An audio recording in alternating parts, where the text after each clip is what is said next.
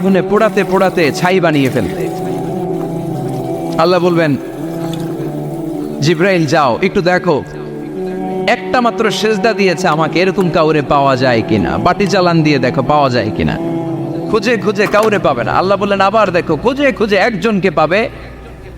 সামান্য ইমানের ছিটে ফোঁটা তার অন্তরে ছিল। আল্লাহ বলবেন, যেহেতু ছিটে ফোঁটা আছে, অনেক মায়ের খেয়েছে, ওকে বের করে জাহান্নাম থেকে বের করে একটা নির্ধারিত দূরত্বে রেখে দাও। রেখে দেয়া হবে, কিন্তু জাহান্নামের আগুনের লেলিহান শিখাতে তার গা ঝলসে যাবে।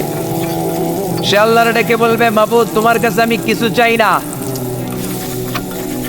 জাহান্নাম থেকে তুমি আমাকে বের করেছো, জীবন নদীর পানি তুমি আমার গায়ের মধ্যে ঢেলে দিয়েছো, আমি আবার সজীবতা ফিরে পেয়েছি। আমি তোমার কাছে জান্নাত চাই না, শুধু নিরাপদ একটা দূরত্বে আমাকে রেখে আসো, যাতে জাহান্নামের আগুন আমারে কষ্ট দিতে না পারে। আল্লাহ